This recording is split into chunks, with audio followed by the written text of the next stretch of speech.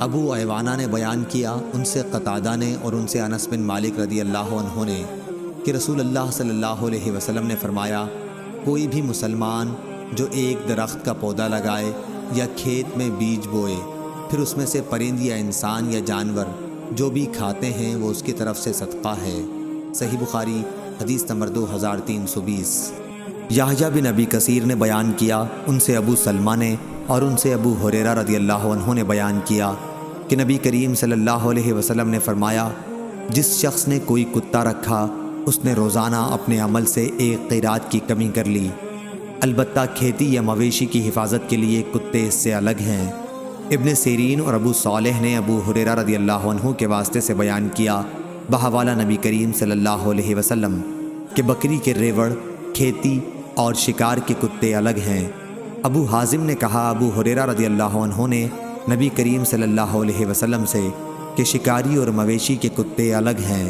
صحیح بخاری حدیث نمبر 2322۔ شعبہ نے بیان کیا، ان سے سعد بن ابراہیم نے، انہوں نے ابو سلمہ سے سنا اور انہوں نے ابو ہریرہ رضی اللہ عنہ سے کہ نبی کریم صلی اللہ علیہ وسلم نے فرمایا، بنی اسرائیل میں سے ایک شخص بیل پر سوار ہو کر جا رہا تھا کہ اس بیل نے اس کی طرف دیکھا اور اس سوار سے کہا کہ میں اس کے لیے نہیں پیدا ہوا ہوں، میری پیدائش تو کھیت جوتنے کے لیے ہوئی ہے۔ آپ نے فرمایا کہ میں اس پر ایمان لایا اور ابو بکر و عمر رضی اللہ عنہ بھی ایمان لائے۔ اور ایک دفعہ ایک بھیڑیے نے ایک بکری پکڑ لی تھی تو گڈریے نے اس کا پیچھا کیا۔ بھیڑیا بولا، آج تو اسے بچاتا ہے، جس دن مدینہ اجاڑ ہوگا درندے ہی درندے رہ جائیں گے، اس دن میرے سوا کون بکریوں کا چرانے والا ہوگا؟ آپ نے فرمایا کہ میں اس پر ایمان لایا اور ابو بکر و عمر رضی اللہ عنہ بھی۔ ابو سلمہ نے کہا کہ ابو بکر و عمر رضی اللہ عنہ اس مجلس میں موجود نہیں تھے۔ صحیح بخاری حدیث نمبر 2324۔ ابو زناد نے بیان کیا، ان سے اعرج نے اور ان سے ابو ہریرہ رضی اللہ عنہ نے بیان کیا کہ انصار نے نبی کریم صلی اللہ علیہ وسلم سے کہا کہ ہمارے باغات آپ ہم میں اور مہاجر بھائیوں میں تقسیم فرما دیں۔ آپ صلی اللہ علیہ وسلم نے انکار کیا تو انصار نے مہاجرین سے کہا کہ آپ لوگ درختوں میں محنت کرو، ہم تم میوے میں شریک رہیں گے۔ انہوں نے کہا، اچھا، ہم نے سنا اور قبول کیا۔ صحیح بخاری حدیث نمبر 2325۔ یحییٰ بن سعید نے خبر دی، انہیں حنظلہ بن قیس انصاری نے، انہوں نے رافع بن خدیج رضی اللہ عنہ سے سنا، وہ بیان کرتے تھے کہ مدینے میں ہمارے پاس کھیت اوروں سے زیادہ تھے، ہم کھیتوں کو اس شرط کے ساتھ دوسروں کو جوتنے اور بونے کے لیے دیا کرتے تھے کہ کھیت کے ایک مقررہ حصے کی پیداوار مالک زمین لے گا۔ بعض دفعہ ایسا ہوتا کہ خاص اسی حصے کی پیداوار ماری جاتی اور سارا کھیت سلامت رہتا، اور بعض دفعہ سارے کھیت کی پیداوار ماری جاتی اور یہ خاص حصہ بچ جاتا۔ اس لیے ہمیں اس طرح معاملہ کرنے سے روک دیا گیا، اور سونا اور چاندی کے بدل ٹھیکہ دینے کا تو اس وقت رواج ہی نہ تھا، نقدی کرائے کا معاملہ اس وقت نہیں ہوا کرتا تھا۔ صحیح بخاری حدیث نمبر 2327۔ موسیٰ بن عقبہ نے بیان کیا، ان سے نافع نے اور ان سے عبداللہ بن عمر رضی اللہ عنہ نے کہ نبی کریم صلی اللہ علیہ وسلم نے فرمایا، 3 آدمی کہیں چلے جا رہے تھے کہ بارش نے ان کو آ لیا، تینوں نے ایک پہاڑ کی غار میں پناہ لے لی۔ اچانک اوپر سے ایک چٹان غار کے سامنے آ گری اور انہیں غار کے اندر بالکل بند کر دیا۔ اب ان میں سے بعض لوگوں نے کہا کہ تم اب اپنے ایسے کاموں کو یاد کرو جنہیں تم نے خالص اللہ تعالیٰ کے لیے کیا ہو، اور اسی کام کا واسطہ دے کر اللہ تعالیٰ سے دعا کرو، ممکن ہے اس طرح اللہ تعالیٰ تمہاری اس مصیبت کو ٹال دے۔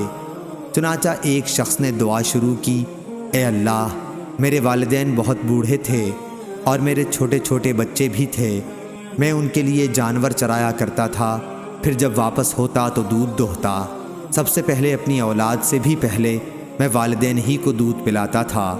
ایک دن دیر ہو گئی اور رات گئے تک گھر واپس آیا، اس وقت میرے ماں باپ سو چکے تھے، میں نے معمول کے مطابق دودھ دوہا اور اس کا پیالہ لے کر میں ان کے سرہانے کھڑا ہو گیا۔ میں نے پسند نہیں کیا انہیں جگاؤں، لیکن اپنے بچوں کو بھی والدین سے پہلے پلانا مجھے پسند نہیں تھا۔ بچے صبح تک میرے قدموں پر پڑے تڑپتے رہے، پس اگر تیرے نزدیک بھی میرا یہ عمل صرف تیری رضا کے لیے تھا تو غار سے اس چٹان کو ہٹا کر ہمارے لیے اتنا راستہ بنا دے کہ آسمان نظر آ سکے۔ چنانچہ اللہ تعالیٰ نے راستہ بنا دیا اور انہیں آسمان نظر آنے لگا۔ دوسرے نے کہا، اے اللہ، میری ایک چچا زاد بہن تھی، مرد عورتوں سے جس طرح کی انتہائی محبت کر سکتے ہیں مجھے اس سے اتنی ہی محبت تھی۔ میں نے اسے اپنے پاس بلانا چاہا لیکن وہ 100 دینار دینے کی صورت میں راضی ہوئی۔ میں نے کوشش کی اور وہ رقم جمع کی۔ پھر جب میں اس کے دونوں پاؤں کے درمیان بیٹھ گیا تو اس نے مجھ سے کہا، اے اللہ کے بندے، اللہ سے ڈر اور اس کی مہر کو حق کے بغیر نہ توڑ۔